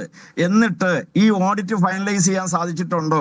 ഈ പറഞ്ഞ നമ്മുടെ പ്രശാന്തൻ അദ്ദേഹം ചുമതല ഏറ്റെടുത്തിട്ട് ജൂലൈ മാസത്തിന് ശേഷം board decision, statutory decisions record ചെയ്യേണ്ട മിനിറ്റ്സ് ബുക്ക് ഇല്ല എന്ന് അന്വേഷണ ഏജൻസിയാണ് ഹൈക്കോടതിക്ക് റിപ്പോർട്ട് കൊടുത്തിരിക്കുന്നത്. അപ്പോ ഈ കക്കാൻ വേണ്ടി മാത്രം വന്ന ചില ആളുകളെന്ന് നമ്മൾ പറഞ്ഞാൽ, ജയൻ ചേട്ടാ, തെറ്റു പറയാൻ പറ്റുമോ? ഇത് ബാക്കി ദേവസ്വം ബോർഡുകളിലെ എല്ലാ അവസ്ഥ ഇതാണ്. സ്വന്തക്കാരെ തിരികെ കയറ്റി കക്കാനും മുടിക്കാനുമായിട്ട് മാത്രം എവന്റെയൊക്കെ 7 ജന്മാന്തരങ്ങളുണ്ടല്ലോ അനുഭവിക്കും, യാതൊരു സംശയമില്ലാത്ത കാര്യമാണ്. ദേവന്റെ മുതൽ കട്ട് തിന്നവനെല്ലാം അനുഭവിക്കുമെന്നുള്ളതിന് യാതൊരു സംശയമില്ലാത്ത കാര്യമാണ്. അപ്പൊ ഇവിടെ നമ്മളൊരു കാര്യം മനസ്സിലാക്കണം, ശബരിമലയോളം പ്രാധാന്യമുള്ള ക്ഷേത്രത്തിന്റെ അവസ്ഥ ഇതാണെങ്കിൽ, ഇപ്പൊ അദ്ദേഹം പറഞ്ഞല്ലോ ജസ്റ്റിസ് KT ശങ്കരന്റെ അത് നിർത്തിവെപ്പിച്ചു. അങ്ങ് അറിയാത്ത ഒരു കാര്യമാണ്, അന്വേഷിച്ചു നോക്ക്. അത് തടസ്സം പറഞ്ഞ് ആ അന്വേഷണം, സ്റ്റോക്ക് എടുപ്പ്, അമിക്കസ് ക്യൂറിയായി വന്ന് ഇത് എടുക്കുന്നത് നിർത്തിവെപ്പിച്ചിരിക്കുകയാണ്. ഇപ്പൊ അത് നടക്കുന്നില്ല. അത് മനസ്സിലാക്കണം. ഇവിടെ ഒന്നിനും കുത്തഴിഞ്ഞ ബോർഡുകളാണ് 5ഇടത്തും പ്രവർത്തിക്കുന്നത്. അത് രാഷ്ട്രീയക്കാര് അതിന്റെ ഈ അധ്യക്ഷ സ്ഥാനത്തും അംഗത്വ സ്ഥാനത്തും കയറി ഇരുത്തിയതിന്റെ ഒരു വലിയ ഒരു അപകടമാണ് ഈ സംഭവം. ഇവിടെ വിശ്വ ഹിന്ദു പരിഷത്തിനെ സംബന്ധിച്ചിടത്തോളം ഞാൻ കഴിഞ്ഞ ദിവസം പറഞ്ഞതാണ്, യുവതി പ്രവേശനം ഇതുപോലൊക്കെ തന്നെയായിരുന്നു. കലക്കവെള്ളത്തിൽ മീൻ പിടിക്കാൻ ശ്രമിക്കുന്ന രാഷ്ട്രീയ നേതൃത്വം കേരളത്തിലുണ്ട്. ഞാൻ രാഷ്ട്രീയം പറയുന്നേയില്ല, എനിക്ക് അതിന്റെ ആവശ്യമില്ല. അപ്പൊ ഇവിടെ ഒരു കാര്യം നമ്മൾ മനസ്സിലാക്കണം, എന്താണെന്നറിയാമോ? ഇതിനെതിരെ കൃത്യമായ നിയമവഴിയിലൂടെ ഏതറ്റം വരെ പോവാനും, ബഹുമാനപ്പെട്ട കേരള ഹൈക്കോടതി FIR ഇടുന്നതിന് അതിനൊക്കെ എത്രയോ മുൻപ് തന്നെ, ഈ സംഭവം നടന്ന ദിവസങ്ങൾക്കുള്ളിൽ തന്നെ പമ്പ SHO ബഹുമാനായ വിനോദിന്റെ മുമ്പിൽ ഹാജരായിക്കൊണ്ട് ഈ രേഖകളെല്ലാം തന്നെ അദ്ദേഹത്തിന്റെ മുമ്പിൽ കൊടുത്ത് FIR ഇടണം എന്ന് പറഞ്ഞു. പോലീസ് ചീഫിന് പരാതി കൊടുത്തു. പോലീസിന് വേണ്ട നിയമ നടപടികൾ